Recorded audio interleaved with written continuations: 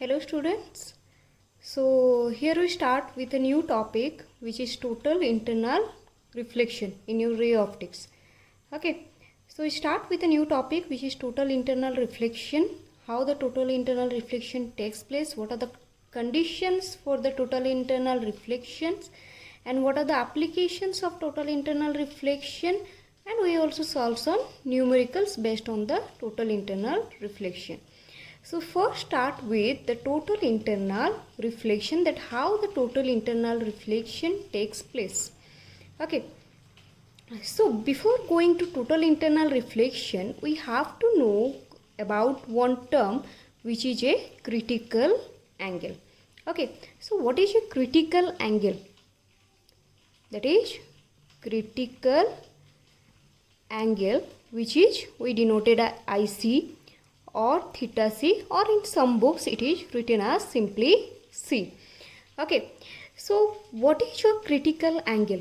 See, if we consider two medium, it is one type of refraction, because we continue the refraction. So that's why in the refraction there is one of the most important application, that is total internal reflection. So here we consider an object which is O. Okay. So when the light is when the light move from denser medium to rarer medium, when the light from the object O, it moves perpendicularly and incident at the interface of the denser medium and rarer medium, then it moves straight, because when the light moves perpendicularly, that means it have no refraction. वहाँ पर कोई भी refraction नहीं होते हैं. Okay. Then second thing, when the incident ray incident at the interface with any angle of incidence, that is I1. Okay. कोई भी एक angle of incidence that is taken as I1, then if the incident light it moves from denser medium to rarer medium, that means it bend away from the normal. Okay. Then another ray is incident at the interface. Let's suppose this angle is I2. Okay. For this angle of incidence, again the refracted ray, okay, this is the angle of refraction. Okay. Again the refracted ray is bent away from the normal, and in this time it grazes in the surface of the interface. Okay. So the refracted ray grazing over the surface of the interface with making an angle 90 degree with the normal. That means here the angle of refraction is 90 degree for the angle of incidence I2. Okay. So here for the angle of incidence I2, your angle of refraction is 90 degree. So here the angle of incidence is known as critical angle. So for which angle of incidence your angle of refraction is 90 degree, angle of refraction, that means the angle between your normal and the refracted ray. The angle of for which angle of incidence the angle of refraction is 90 degree, this angle is known as critical angle. So this angle is known as critical angle, which is denoted as IC. C is for critical angle. Okay. Then we again extend the incident angle. Okay. उसके बाद हम लोग क्या करते हैं, ये I2 का value जितना था, ये मान लो कि क्रिटिकल एंगल का वैल्यू 40 डिग्री था, तो हम लोग 40 डिग्री से और थोड़ा ज़्यादा एंगल ऑफ इंसिडेंस लेते हैं, लाइकवाइज 42 डिग्री और 43 डिग्री. ओके. मान लो कि ये 40 डिग्री है, तो ये हम लोग कुछ 42 या 43 कुछ भी लेते हैं, 42 डिग्री मान लेते हैं. This angle of incidence is 42 degree. So if we increase the angle of incidence and it is greater than the critical angle, when the angle of incidence is greater than the critical angle, then this refracted ray is completely reflected in the denser medium.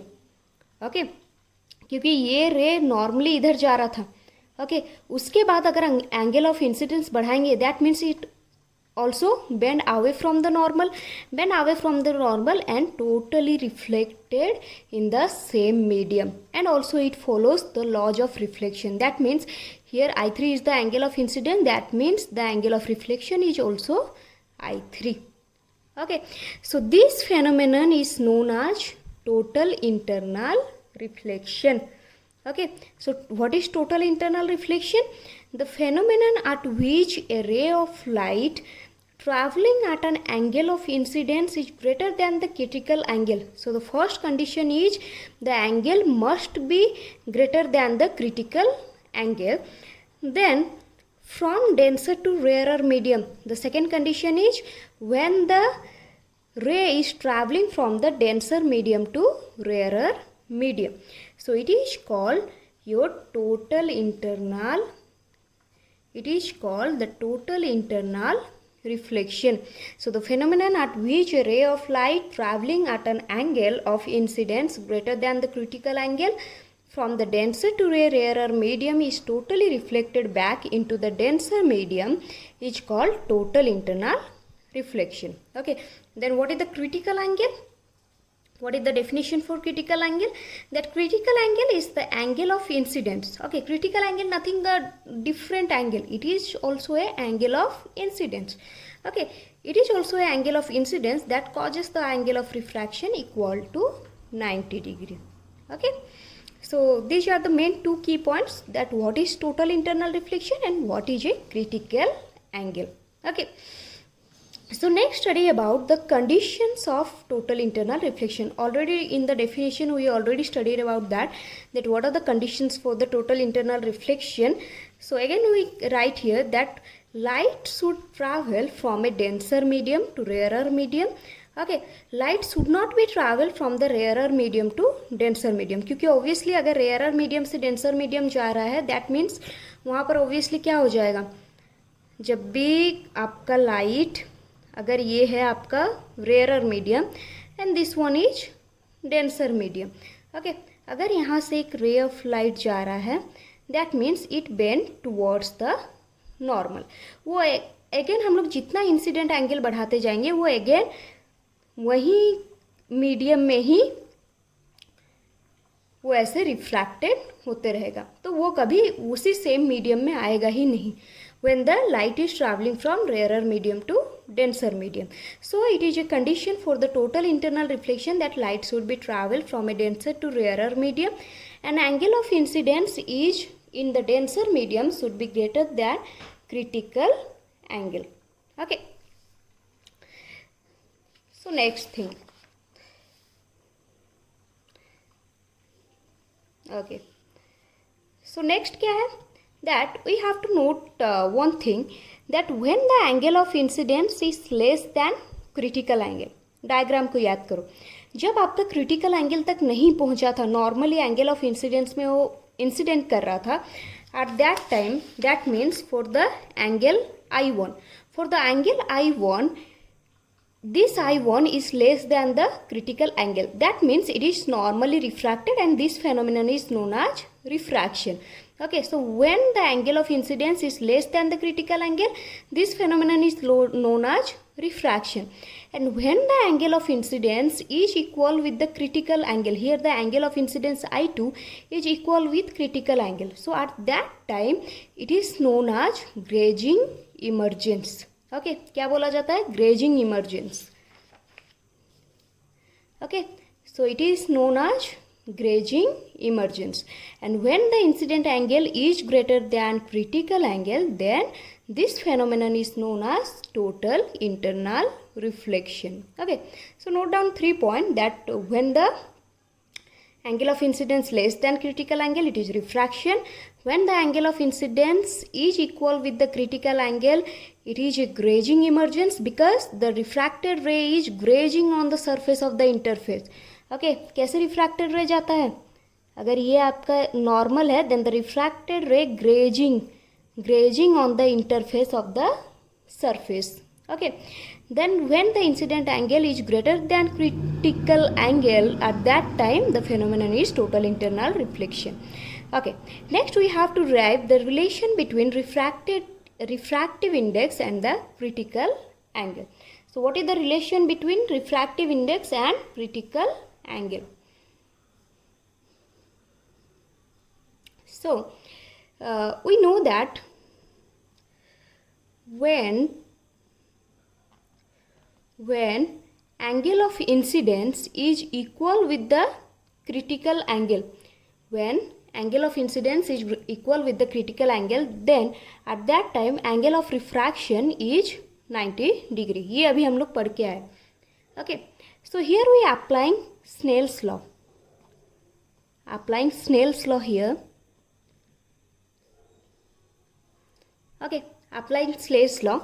यहाँ पर obviously यहाँ पर हम लोग refractive index consider किए हैं, that the refractive index of the denser medium is mu b and the refractive index of the denser medium is mu a. Okay, इसको ऐसे भी लिख सकते हैं, that is mu r refractive index of rarer medium and refractive index of denser medium, that is mu d. Okay, so angle of incidence कहाँ पर है? This is mu d and angle of refraction किस medium में हो रहा है? That is mu r.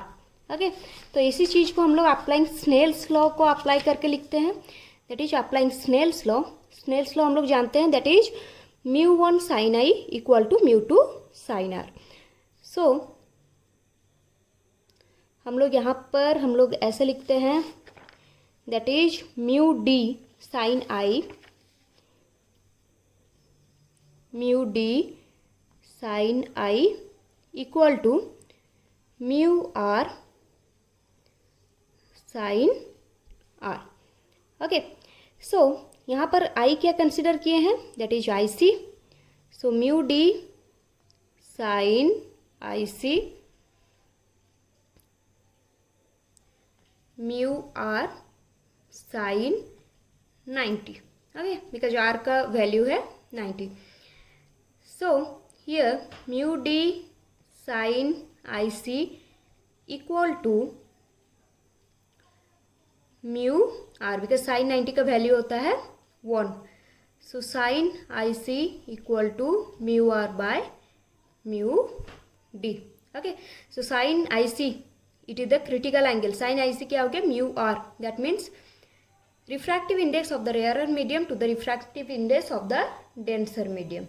Okay, so this is one formula, that sin IC equal to mu r by mu d, and we have to find out the critical angle, that is sin inverse mu r by mu d. Okay, got it? We know that there is some relationship between your refractive index and the wavelength of the medium. Okay, so what is the relation between refractive index and wavelength of the medium? We know that when we write that mu21, that means refractive index of second medium with respect to first medium. Okay, so what happened? That is mu2 by mu1 equal to, we know that refractive index is inversely proportional to the velocity of light.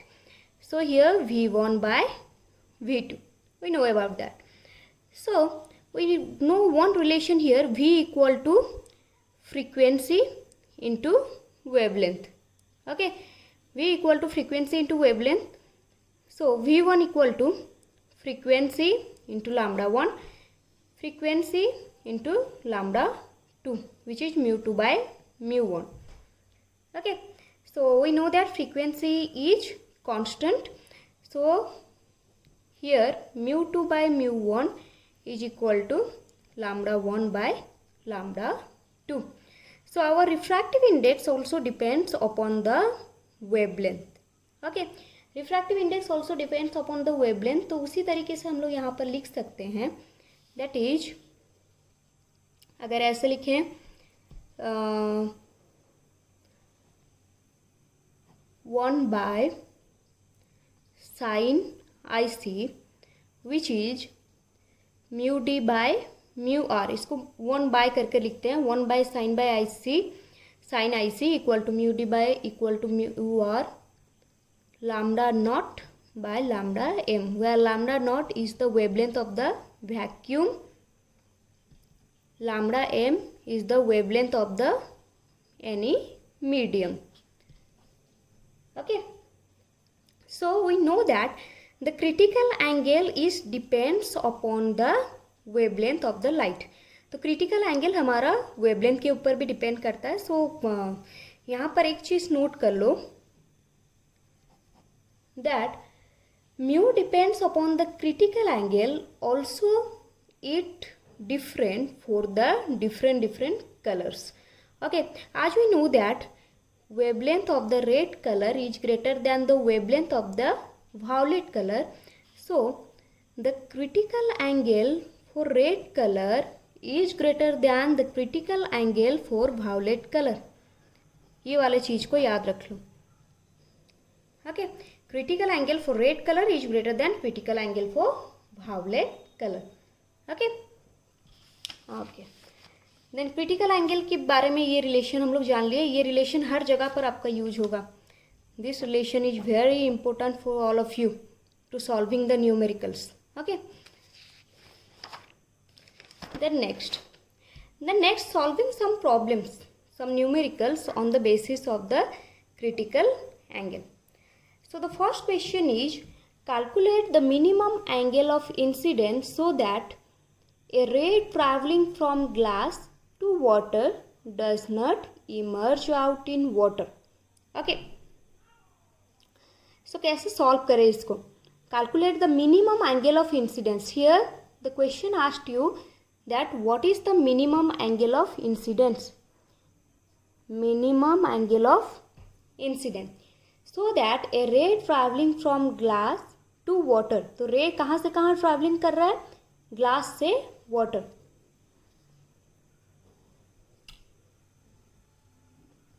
Here is glass and this one is water and this is normal. Obviously glass से water जा रहा है, that means glass is denser medium, water is rarer medium, so it is bent away from the normal.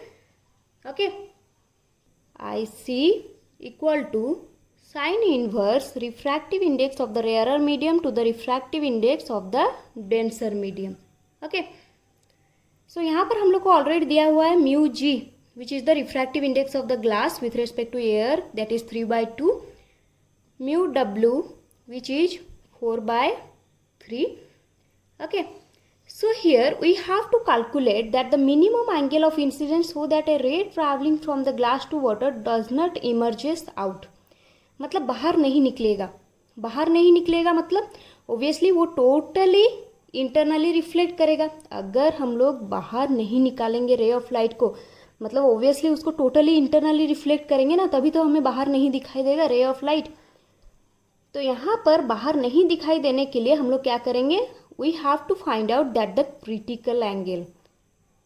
So the minimum in angle of incidence, minimum angle of incidence is the critical angle which we have to find out.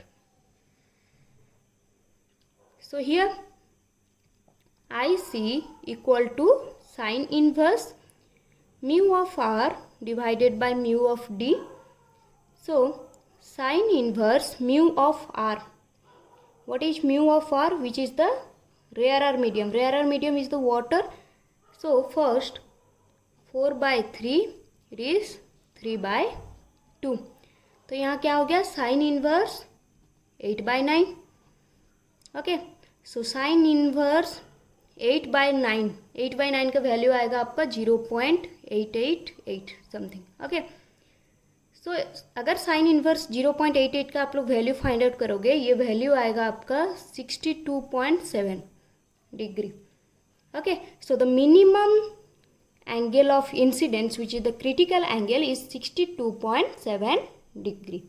Okay, then move to the next question. Okay, then next start with the second question.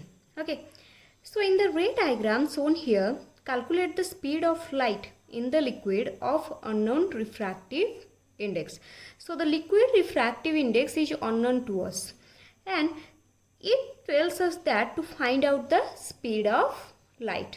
Okay, So here is the ray diagram. That means here is the critical angle. That's why the refracted ray is grazing over the surface. It is the normal.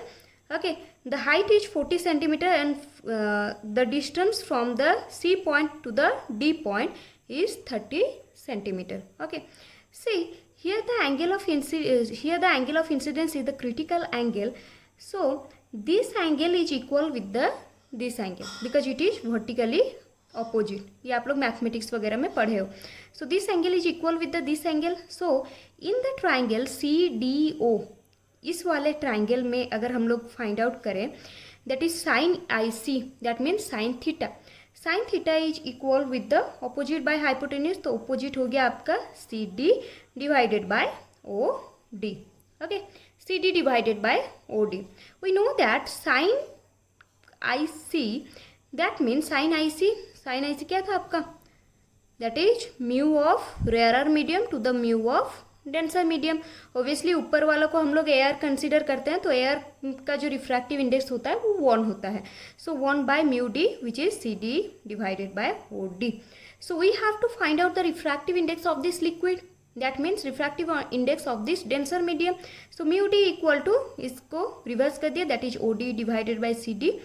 Okay, OD which is OD is this one is the diagonal of this triangle. So it is according to the Pythagoras theorem 30 square plus 40 square root over, okay, root over of this plus this divided by CD is 30. So इसको अगर solve करेंगे that is 50 by 30 which is 5 by 3. So refractive index of the liquid is 5 by 3. But we have to find out the speed of light in the liquid. So how we can find out the speed of light? We know that one relation, that is mu equal to C by V. Okay, mu equal to C by V. So V equal to C by mu.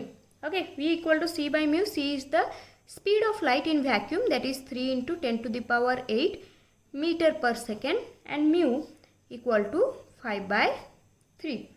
Okay, तो ये वाला हो गया आपका 9 by 5 into 10 to the power 8 metre per second.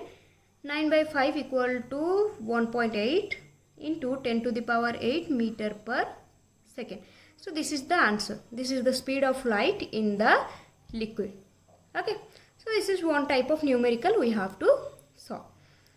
The next, देखो ऐसे ही हम लोग बहुत सारे ऐसे चीज़ों का जो है उसका हम लोग रिफ्रैक्टिव इंडेक्स फाइंड आउट कर सकते हैं.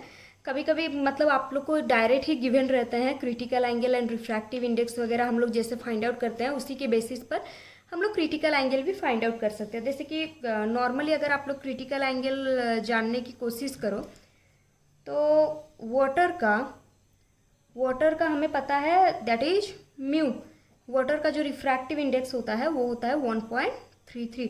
अगर हम लोग कैलकुलेट करेंगे क्रिटिकल एंगल तो ये कुछ 48.7 डिग्री आएगा. ओके, सो अगर ग्लास का वैसे ही फाइंड आउट करें, ग्लास का रिफ्रैक्टिव इंडेक्स होता है 1.5. सो it is also the critical angle is in the glass it is 42 degree. Okay, and in diamond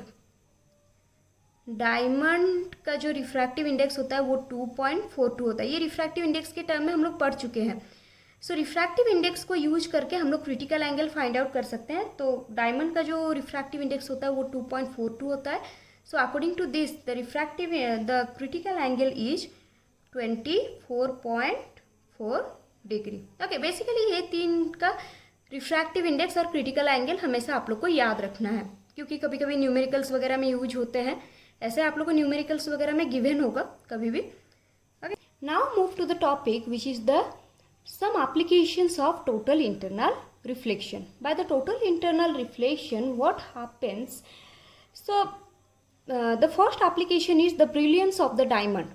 Okay, the first application is the brilliance of the diamond. So what is the brilliance of the diamond? You know that in the diamond your refractive index is 2.42. Okay, so that we can calculate also the critical angle. The critical angle is 24.4 degree. The refractive index is 2.42 and the critical angle is calculated here 24.4 degree. So what is the brilliance of the diamond? The brilliance of the diamond due to the total internal reflection of light. So diamond के case में क्या होता है कि आप लोग हमेशा देखते हो कि डायमंड जो होता है वो हमेशा चमकते रहता है. और भी बहुत सारे ग्लास मटेरियल्स हैं बट वो हमेशा नहीं चमकते हैं जितना कि आपका डायमंड चमकता है. So what is the reason behind this? So mainly what is the reason behind this, that is the diamond is cut in this manner so that the light entering the diamond. जैसे कि अगर हम लोग कुछ भी एक diamond shape का लेते हैं, अगर कुछ भी ये डायमंड नहीं हुआ फिर भी एक मतलब इस शेप का अगर डायमंड हम लोग ले रहे हैं, मतलब हम लोग इस डायमंड को ऐसे कट करेंगे जैसे कि जो भी लाइट जिस भी तरफ से अगर इंसिडेंट करे और रिफ्रैक्ट करके अंदर में जाए, देन वो टोटली इंटरनली ऐसे रिफ्लेक्ट होते रहे. ओके मतलब ऐसे टोटली इंटरनली रिफ्लेक्ट होते रहे, जिसकी वजह से क्या होता है कि डायमंड चमकते रहता है. सो इसीलिए यहाँ पर लिखा भी गया है the diamond cut suitably so that light entering the diamond from any face, okay from any face fall at an angle greater than 24.4 degree. Obviously the critical angle is 24.4 degree.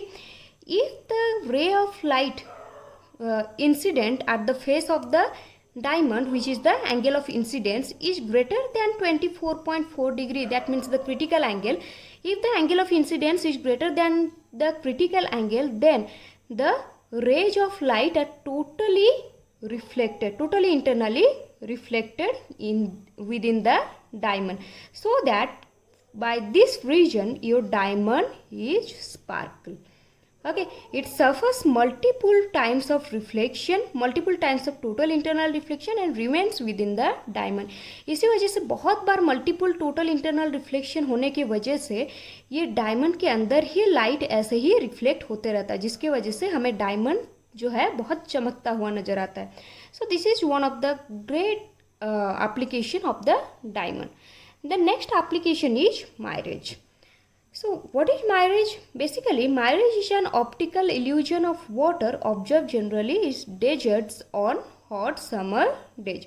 So it is one type of optical illusion. क्या illusion होता है कि जब deserts area में on the time of summer days ऐसे आप लोग को नज़र आएगा, अगर एक ऑब्जेक्ट है ऐसे, ओबियसली डेजर्ट्स एरिया में हम हर कोई ऐसा होता है कि वाटर के आइडेंटिफाई में होता है.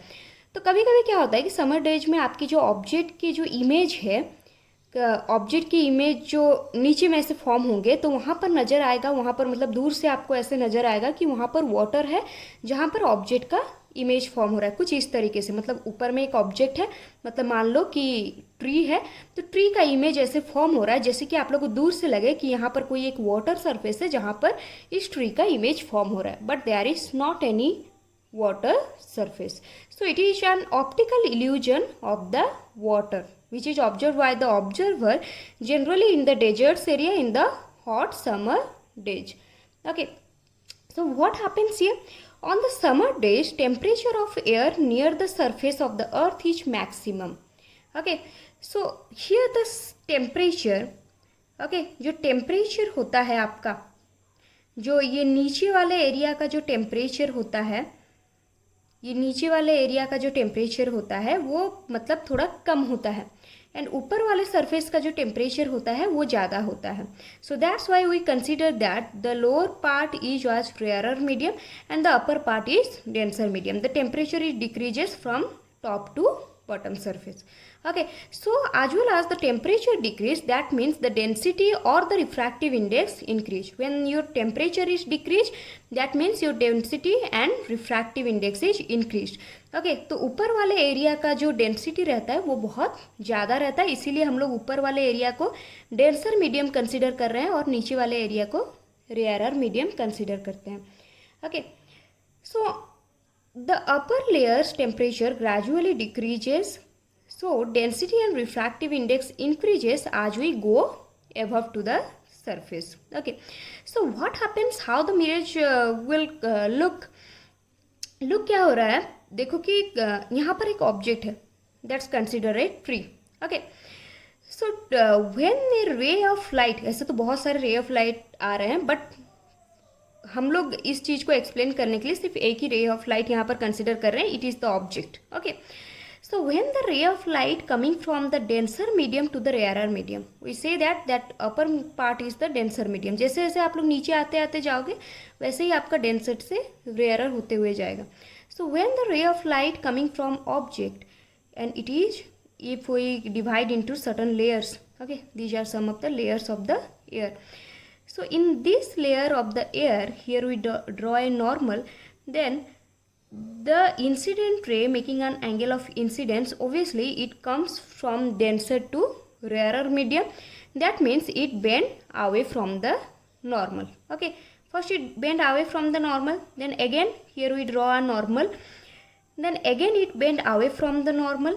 Then ये वाला जो एंगल ऑफ इंसिडेंस होगा, ऐसे ही different different angle of incidence से वो इंसिडेंट करते हुए जाएगा और यहाँ पर एंगल ऑफ रिफ्रैक्शन बनते हुए जाएगा.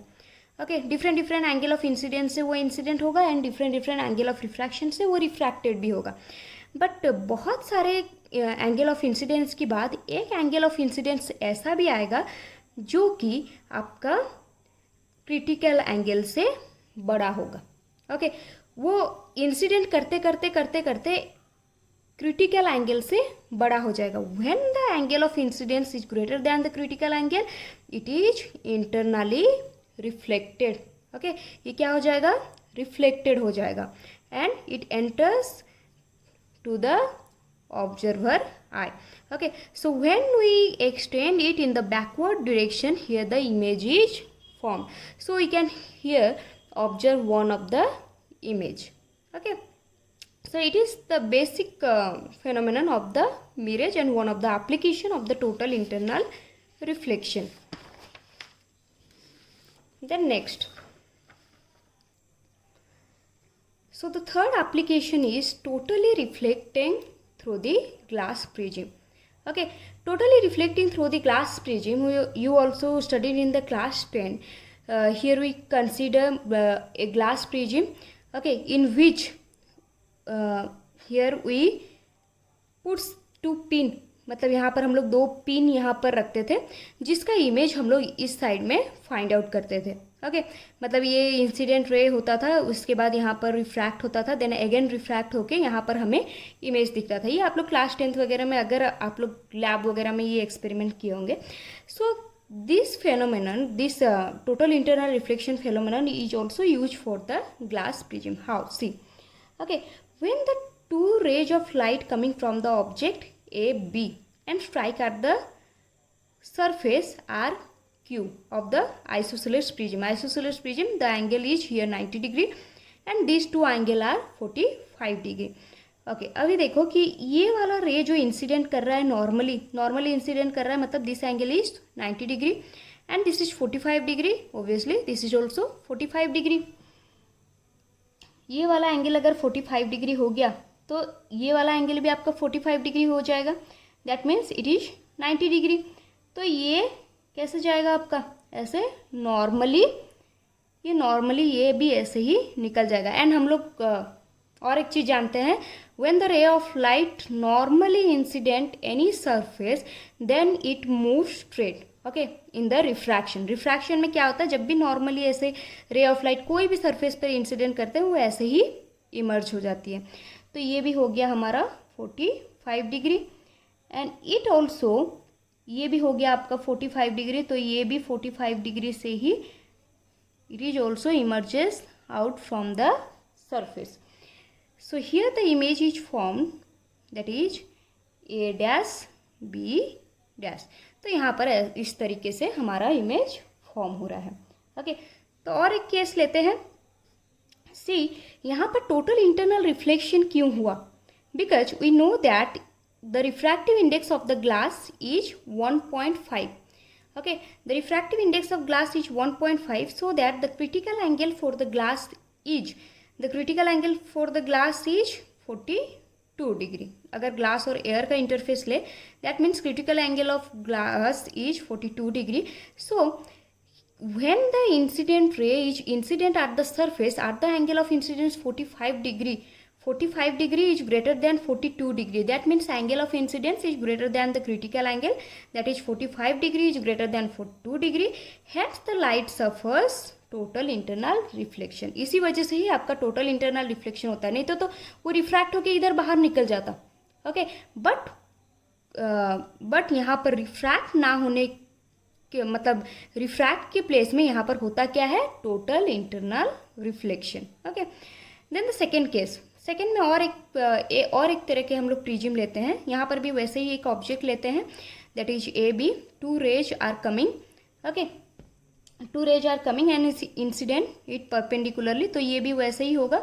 अगर ये वाला एंगल हम लोग 90 डिग्री लेते हैं तो ये दोनों हो गए 45 degree.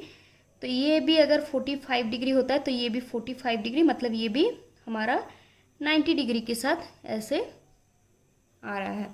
Okay, so then again this ray is again totally internally reflected. Total internal reflection क्यों हो रहा है, because 45 degree is greater than 42 degree. That's why your total internal reflection takes place. फिर इस सरफेस में देखो, इस सरफेस में आके इंसिडेंट किए.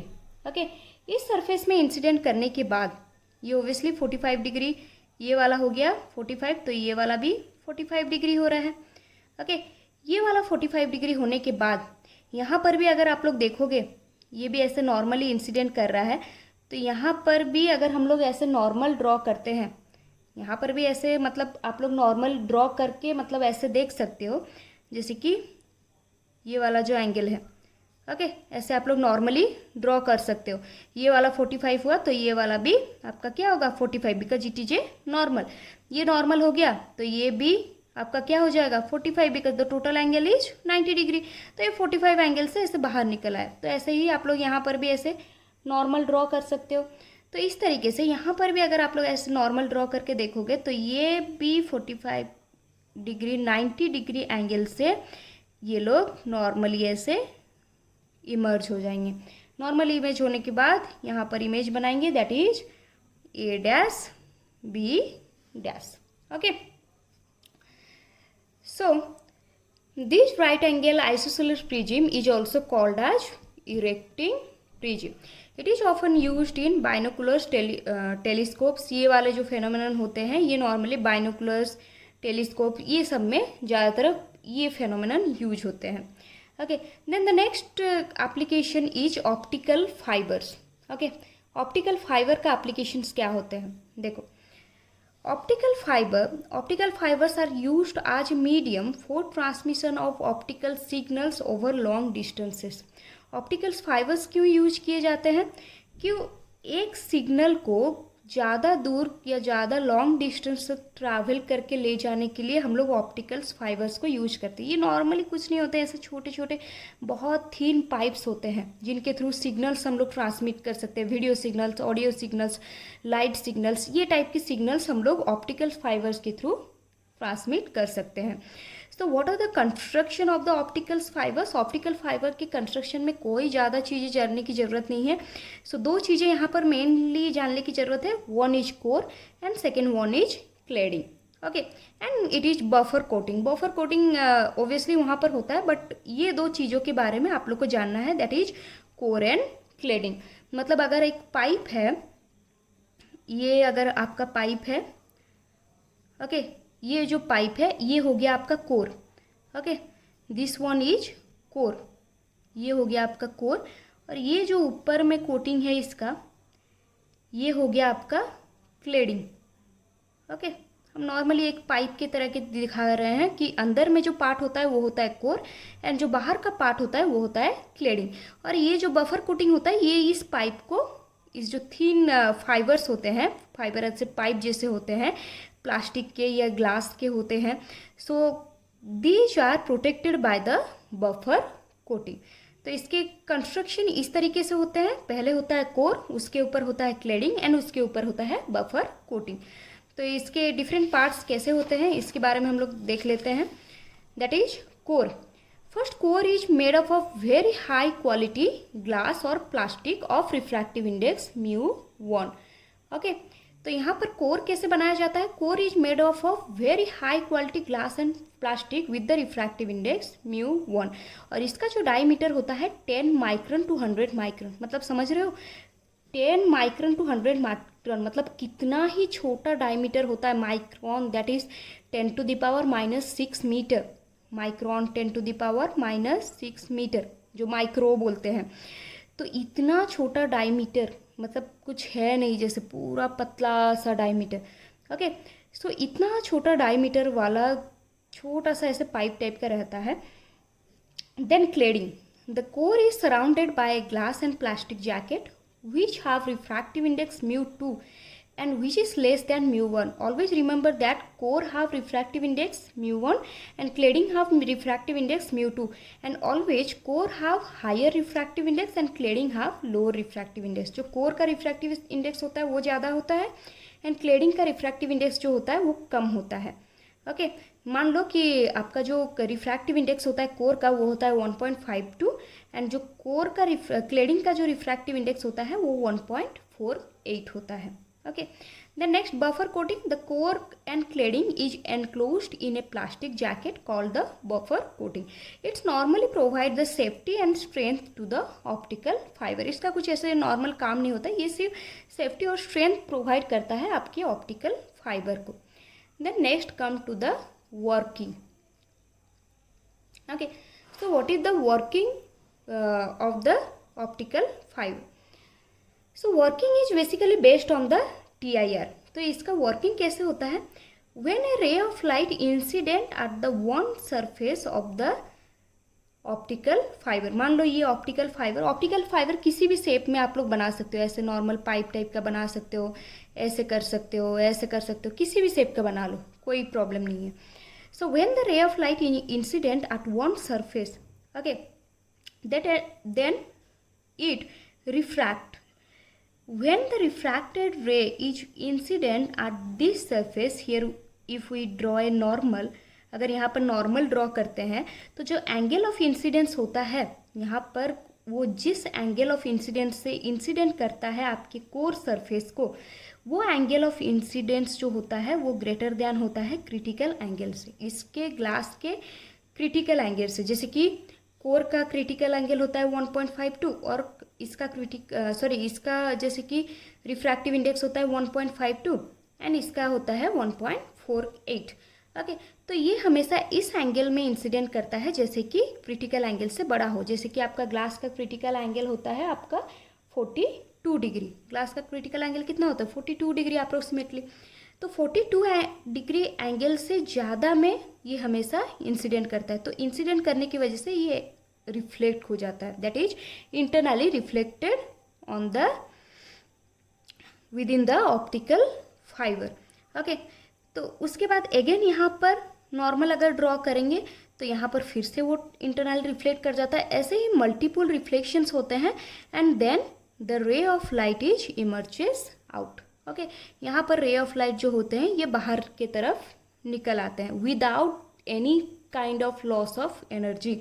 यहाँ पर कोई काइंड के भी लॉस ऑफ एनर्जी नहीं होते हैं, जिसके वजह से ज़्यादातर ऑप्टिकल फाइबर्स बहुत जगह में यूज करते हैं for the long transmission of the signals. Okay, so यहाँ पर वही चीज़ें लिखे गए हैं, देख लो, that is light incident at one end of fibre at small angles enters the fibre after refraction it strikes the core cladding interface, जो कोर क्लेडिंग इंटरफेस है, with angle of incidence greater than the critical angle and reflected back to the core. Light travels inside it in zigzag path, ऐसे zigzag path में वो multiple time reflect करते रहेगा and comes out to the fiber. There is no loss of light. ये वाला चीज़ जानने वाली चीज़ें हैं, क्यों इसको यूज किया जाता है ऑप्टिकल फाइबर को, because there is no loss of light through the sides of the fibre और due to observation by the core. Okay, so what are the applications here? First, the optical fibers are used to transmit light without loss of intensity over the long distances. इसको light transmit करने के लिए भी हम लोग use करते हैं. Then the second is used in manufacture of medical instruments called endoscope. Okay, आप लोग एक चीज़ जानते हो कि कभी कभी टेस्टिंग वगैरह में आपका एंडोस्कोपी वगैरह किया जाता है. एंडोस्कोपी वगैरह क्यों किया जाता है? To examine the stomach, our intestine, वो सारे चीज़ों को एग्जामिन करने के लिए, टेस्ट करने के लिए वहाँ पर क्या है, उन सब चीज़ों के लिए भी यहाँ पर ऑप्टिकल फाइबर यूज किया जाता है। ये सबसे इम्पोर्टेंट वाला एप्लीकेशंस है आपके। तो नॉर्मली क्या किया जाता है, आपके थ्रोट के थ्रू एक पतला सा, ये तो बहुत पतला सा रहता है, तो ये पतला सा पाइप आपके थ्रोट के थ्रू एंटर किया जाता है, ठीक है।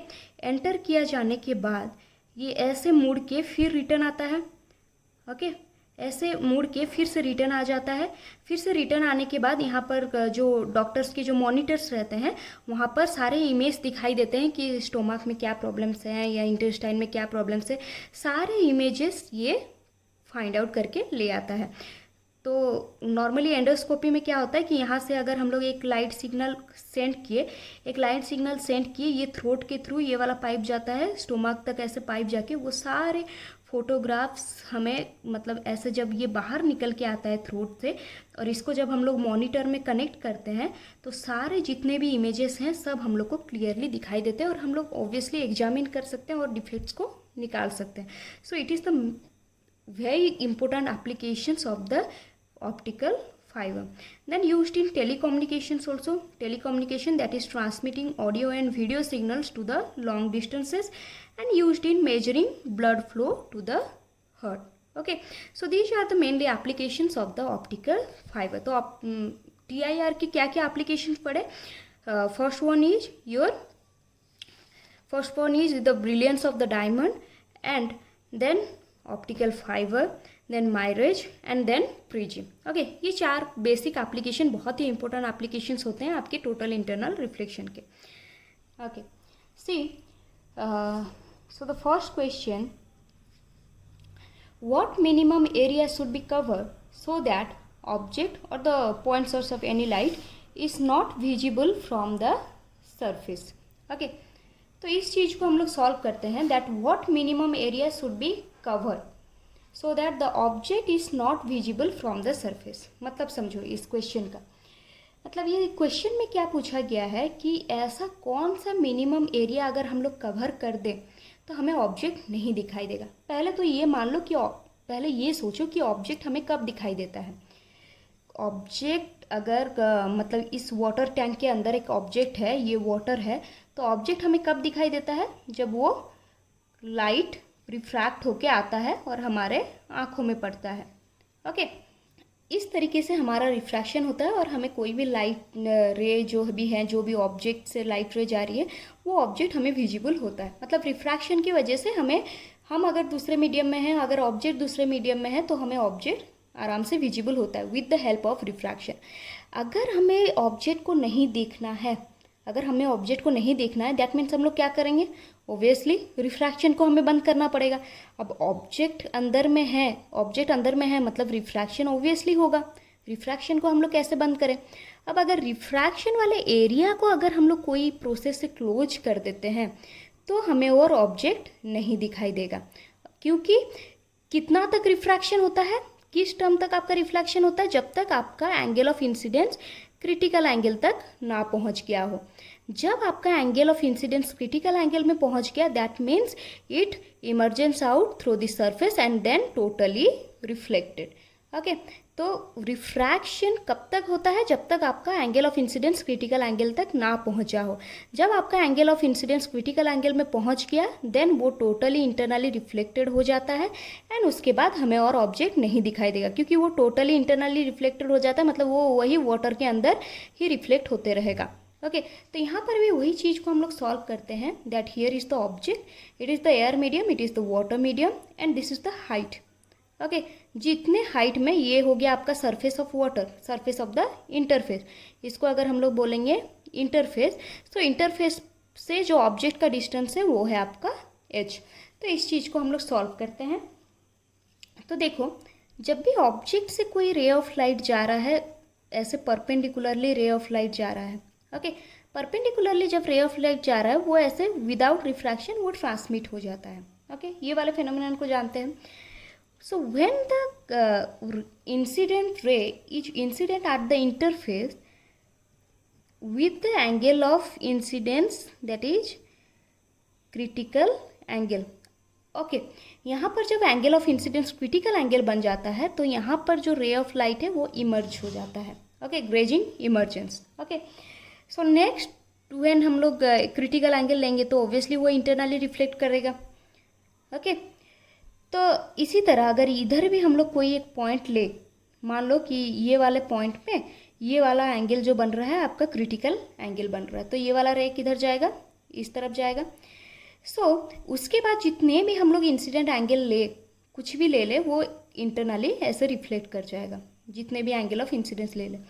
तो ये वाले जो रीजियन है, ये वाला जो रीजियन है, इस रीजियन को अगर हम लोग कवर कर देंगे तो हमें और ये वाला ऑब्जेक्ट नहीं दिखाई देगा, तो हमें इस रीजियन को कवर करना है।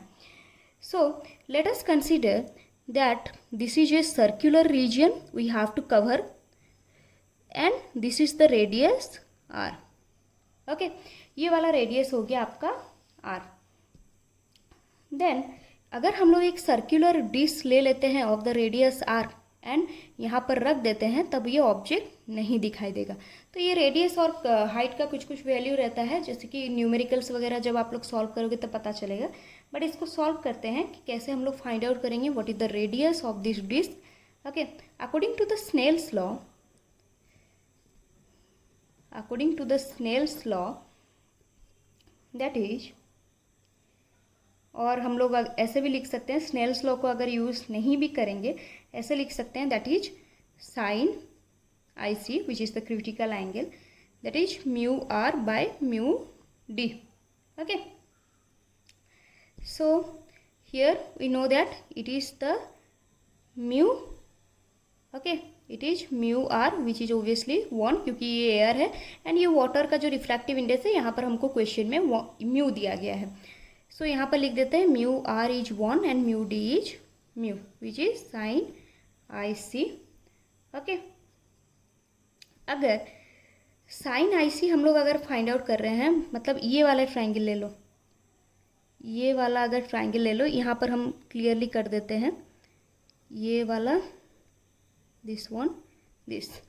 ओके, ये वाला हो गया ओ, यहाँ पर कुछ है एंगल आई सी, तो ये वाला एंगल भी ओबियसली आई सी हो जाएगा, this is vertically opposite angle, ये वाला है आर। ओके, ये ओ पॉइंट है और ये है हमारा हाइट एच। ओके, तो ये वाला जब हो गया तो यहाँ पर हम लोग क्या कर सकते हैं, that is sine I C equal to 1 by mu. तो अगर हम लोग यहाँ पर टैन आई सी फाइंड आउट करें, so what is tan I C, obviously opposite by adjacent. Opposite by adjacent मतलब आर बाय एच। ओके, और हम लोग कैसे देख सकते हैं, मतलब ये हो गया, ये एक टैन आई सी का वैल्यू हो गया, और हम लोग देख सकते हैं एक ट्राइंगल यहाँ पर लेते हैं, यहाँ पर साइन आई सी का वैल्यू कितना आया, sine I C is equal to 1 by mu which is opposite by hypotenuse. So opposite कौन सा हो गया, अगर ये वाला एंगल ले लेते हैं आई सी तो ऑपोजिट हो गया 1, ये हो गया म्यू। ओके, और ये वाला क्या हो गया, by the Pythagoras theorem mu square minus 1। तो ये वाला ट्राइंगल से भी हम लोग टैन आई सी निकाल सकते हैं, that is tan I C equal to 1 by mu square minus 1। Okay, so ये वाला इक्वेशन और ये वाला इक्वेशन को इक्वेट करते हैं तो क्या हो जाएगा, R by H equal to 1 by mu square minus 1। Okay, so R equal to h by mu square minus 1. So this is the radius of the disk. ये हो गया आपका radius of the disk. h is the height of the object from the interface. Then mu square minus 1. Mu is the refractive index of the medium minus 1. Okay. It is 1 is for the air medium. ये जो 1 है ये air medium के लिए है, अगर दूसरा कुछ मीडियम होगा तो यहाँ पर वो भी सब्सटीट्यूट होगा। ओके, तो सर्कुलर मीडियम का अगर एयर आपको फाइंड आउट करना है, ये हो गया आपका रेडियस फाइंड आउट कर लिए, तो कितना एरिया अगर हम लोग कवर करेंगे तो हमको वो ऑब्जेक्ट नहीं दिखाई देगा। So what is the area of the circle, that is pi R square. So pi into H square mu square minus 1। तो इतना एरिया अगर हम लोग कवर करेंगे सो ऑब्जेक्ट हमें दिखाई नहीं देगा। Okay, so this is one type of very important formula, this one and this one, is for your competitive exams also and your board exams also. Okay, so next move to the next question.